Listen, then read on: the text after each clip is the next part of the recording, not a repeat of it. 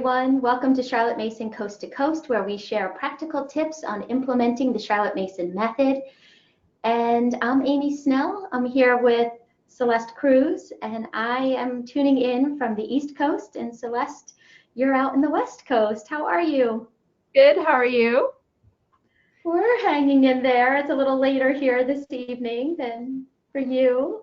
Yeah. Hi, welcome everyone. We're glad you've joined us as we consider the duties we have as Charlotte Mason educators and the delights that are in store for us when we embrace this philosophy of education with a thinking love. This week we are going to talk about weekly meetings. This is not something mentioned explicitly by Mason. It's simply a tool that we use to engage our independent learners, to build relationships with our students, because that's what this method is always oriented toward, building relations with knowledge and building relationships with one another. Yes, and we know that the Mason mentions that the role of the teacher is to be guide, philosopher, and friend. But always the question we're asking and we are reflecting upon is, are we too much with our children? Are we overstepping our boundaries? Because as Mason teaches us, that self-education is the only education. And it reminds me of the quotes that you shared at the CMEC retreat from the parent review article, The Teaching Methods of Charlotte Mason. And it's such an amazing article where, this question of how do we know that this is a Mason classroom, or we could say, homeschool. And the question to ask ourselves, the article says, is this: are the children free? Or is the teacher a dominating, driving force? Do the children work of themselves? I would look then for happy, eager work without restraint or fear of punishment. Are the children in the teacher's leading strings? Do they depend upon him for information? Or are they learning them to help themselves from the realms of gold about them? Are the children then learning to get information themselves from the books? Are they doing this every day, in every way, in every subject? Or are they in the teacher's leading strings? And so weekly meetings has become this way to work with our older children especially, don't you think, to make sure that they are free to do their work and they're not being led along by us, being pulled along by these leading strings when they're quite capable to do their own work. And of course, for you and I, when we have a mix of ages and a bunch of kids, it seems like, oh, this is ideal then, that the children are doing their own work. And but we know that Mason says this is the goal for every child.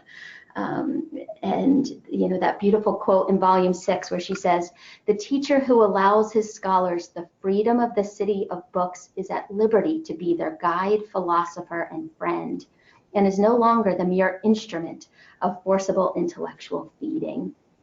Yes, that quote is so good. And I thought first we could start with what is a weekly meeting.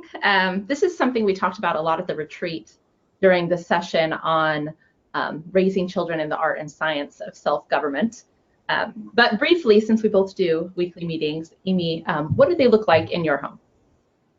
Well, it's really become a new thing for us. I was so inspired by how you set it up and all the things that you covered, and I realized I would try to do these things that we cover in the weekly meeting, but wouldn't always get to them because I didn't have this set time. And so now it just becomes this delightful thing that we all look forward to. So our Charlotte Mason co-op is an all-day co-op on Fridays. So really Thursday is our last day of the week. And so we take Thursday afternoons and I really would probably just meet with my Form 3 and 4 students, but once we did it, it's been such a nice thing, a relational thing. And of course, then, even the Form 1 student wants to be there. And so it's it's just been really this nice bonding time. We have tea. Sometimes, somebody will make a treat or something like that. And we sit down and just, talk through the week and then kind of plan for the week ahead. On Friday afternoon, we finish up our schoolwork on Thursdays and have nature club in the mornings Friday. So we don't have scheduled schoolwork beyond our nature work. And then what we do during weekly meeting. And I do a weekly meeting with my Form 3 students together with me. And then I meet separately with my Form 2 student, who this is her first year doing weekly meetings. I start those in Form 2 because that's really the first time that they're doing much independent work in the first place. My Form 1 kids are, do all of their lessons with me. So I kind of have made it a Form 2 privilege, and then the Form 1 kids get to have a free afternoon. But having a little bit of time with each of those groups and then a little bit of time together to go over the calendar seems to work for us this year.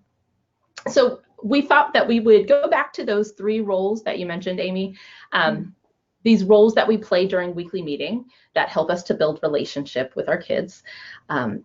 That metaphor is so important. Those 3 roles are so important because we really don't want to miss the respect owed to our children as persons. We want these weekly meetings to be, as Mason says, the delightful commerce of equal minds, where his is the part of guide, philosopher, and friend. So let's unpack those roles. I was going to talk first about guide. I think that this one is the easiest to grasp because we're acting as guides often in our students' lives. But for me, during the weekly meeting, I really encourage my children to bring to this meeting their questions from the school week. And sometimes those are discussion topics that we didn't have time to get to after narrations, things that came to their mind, a day later, a couple days later after the reading. But then they can also bring questions to me about their school supplies, just any places where they need my support. Any places that we have difficulties. If there was a pacing issue on a reading that took too long, we would address it right then. So any places that I can help to support them for the week ahead. We look at the calendar, what's coming up next week, what's on the schedule for lesson time, what's on the schedule outside of lesson time. So that is me sort of helping to guide them for the week ahead and by addressing any issues that have come up in the week past. Okay, so Amy, can you tell us what does it mean to be your student's philosopher? Well, for those of you who know our family, you know that my husband is a philosopher by trade, and that really he would say, I think, that all of us, could become or should become philosophers, this lovers of wisdom, always pursuing knowledge, and the further question. And so we want to think as we sit down and we're talking about and reflecting on the week that we've been through, and maybe we're sharing notebooks. Like if Mason says that the mind can only assimilate ideas, I think that's the key place that we are looking and talking about what were the ideas of the week that really were resonating with both of us and discussing those ideas. And now that we have set up this pattern, the students come themselves with these ideas to talk about. And some of them, like the older children, they do their current events on their own. So that might be something that during the weekly meeting, they really want to get mom's opinion about what's happening. Or the other place that it comes up is as we are talking about the writing that they did in their composition block or any of their written narrations that they would have done on their own at the end of a lesson. But again, it would be us asking questions about why they took this path, or is this the only way to think about it? And really they end up doing most of the talking. I think that's the trick of a good philosopher is, to be wise and to be a good listener. as well. Mm-hmm. And really then is this last part, is to be the friend. And so how have you seen that in your weekly meetings, this idea of friendship? Mm-hmm. Well, I think that these weekly meetings are my children's opportunity to see that I really am on their side, that friendly atmosphere that can permeate in these moments that are just outside of the daily grind, that are sort of set apart for us to come together, communicate. There's this flow of communication. I also feel like at these weekly meetings, since I block off time and sort of meet with individually or in twos with my children, that it creates that sort of very familial relationship between us that in a big family is hard to find in other parts of our day and week. And I also think that it helps me to be really clear about my expectations of them, that we feel like we're on the same mind, the same wavelength. I feel like I'm able to express myself more clearly during these moments, where that might, they can ask me a question and get a really thought out answer. Whereas during the school day with a lot of different things happening at once, I don't feel like I can really bring my full attention to bear on sort of creating those relational moments. So that when I walk away from our weekly meeting, that delight, the sense of delight, is really rooted in the fact that I feel like we've had this friendly time together. And I think I can only imagine the fruit that will come from that as the children get older. It's lovely to see with younger kids, but in their teen years, as you know, Amy, it's really nice to be able to meet weekly and chat about these kinds of things on a friendly level. Yeah, and to know that there's space set aside for that, I really feel a sense of peace in the moment. If there's something like, oh, this isn't working well, or this, even they'll, be, oh, the book, I didn't finish my reading, Mom, and it's time, should I move on? And, yeah, we move on, but don't worry, we can talk about it and make a plan for next week at our weekly meeting. And so we can just continue those spontaneous lessons, as Mason said, because we know, and doesn't need to be that like anxiety in the back of my mind, like, what is gonna be the end of the term before we address it? We can right away deal with things.